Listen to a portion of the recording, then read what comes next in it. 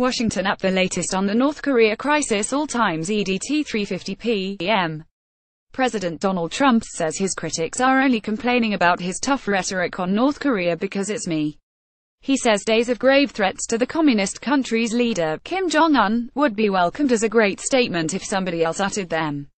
Trump adds that millions of Americans support his words because finally we have a president that's sticking up for our nation and frankly sticking up for our friends and our allies. 3:40 p.m. President Donald Trump says North Korea's leader will regret it fast if he threatens or acts against Guam, or any other U.S. territory or ally. Trump says tens of millions of Americans support his tough position on North Korea's nuclear threat. Following days of grave threats to North Korea, Trump directed his latest warning Friday directly to the communist country's leader, Kim Jong-un, 1:10 p.m. An escalating exchange of provocative rhetoric between the United States and North Korea is alarming international leaders. Russia's foreign minister, Sergei Lavrov, estimated the risk of a military conflict between the US and North Korea as very high, and said Moscow is deeply concerned. German Chancellor Angela Merkel declined to say whether Germany would stand with the US in case of a military conflict with North Korea. She called on the UN Security Council to continue to address the issue. Japan has started deploying land-based Patriot interceptors after North Korea threatened to send ballistic missiles flying over western Japan and landing near Guam. Meanwhile, American and South Korean officials said they would move forward with larger-scale military exercises later this month that North Korea claims are a rehearsal for war. 12:45 p.m. A Democratic congressman is urging House Speaker Paul Ryan to reconvene the House from its summer recess to consider legislation prohibiting a preemptive nuclear strike against North Korea. Rep. David Cicilline of Rhode Island, a member of the House Foreign Affairs Committee, says that in light of President Donald Trump's reckless words threatening North Korea, the House should immediately take up legislation barring a preemptive nuclear strike without prior congressional authorization. Cicilline said Trump has made a dangerous situation even worse by recklessly asserting that the United States is locked and loaded to bring fire and fury to North Korea. Cicilline said Trump's bellicose language against North Korea has raised alarms around the world, adding that if the president will not defuse this situation, then Congress must. 11:20 a.m. Japan has started deploying land-based Patriot interceptors after North Korea threatened to send ballistic missiles flying over western Japan and landing near Guam. The Defense Ministry said Friday the PAC-3 surface-to-air interceptors are being deployed at 4 locations: Hiroshima, Kochi, Shiman and Ehime. The deployment is largely aimed at responding to the risk of falling fragments while missiles fly over the region.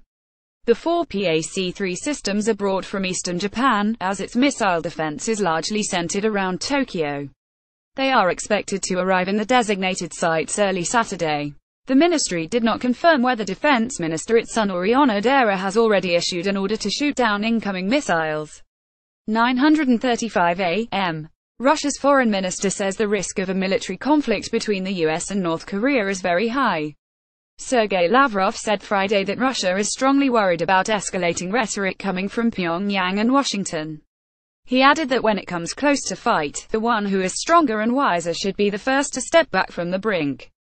Asked how Moscow would act in case of a military conflict between the US and the North, Lavrov answered it would do everything it could to prevent the worst-case scenario.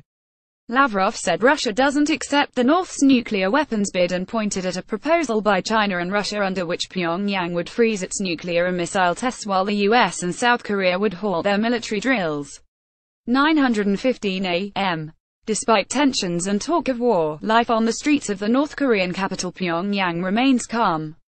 There are no air raid drills or cars in camouflage netting as was the case during previous crises. State-run media ensures that the population gets the North Korean side of the story, but doesn't convey any sense of international concern about the situation. North Koreans have lived for decades with the state media message that war is imminent, the US is to blame and their country is ready to defend itself. At a park in central Pyongyang Friday evening, young people practiced volleyball and grandparents and parents watched children on climbing frames and swings.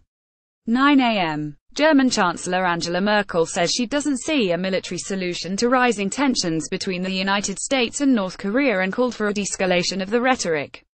Asked Friday about U.S.